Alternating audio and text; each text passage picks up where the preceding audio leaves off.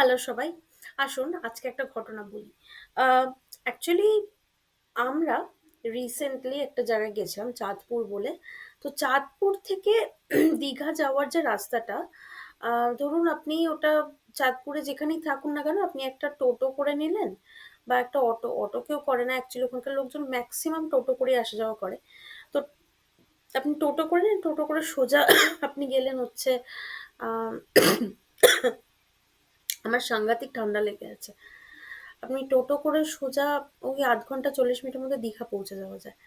তো আমরা দীঘা যাচ্ছি এমন সময় একটা মানে একটা জায়গা আছে, পুরো একদম ঘুটঘুটে অন্ধকার মানে রাস্তা এবং রাস্তার থেকে একটু ঢালু দিয়ে নেমে গিয়ে একটা গলি দিয়ে গিয়ে সোজা।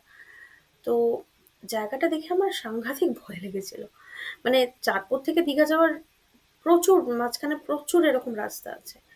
কিন্তু আমার এত ভয় লেগে গেছিল, তো আমি তখন মানে ওই টোটো যে চালাচ্ছে ওই আঙ্কেলটাকে আমি জিজ্ঞেস করলাম যে, "বাবা এটা এরকম গা ছমছমে কেন জায়গাটা?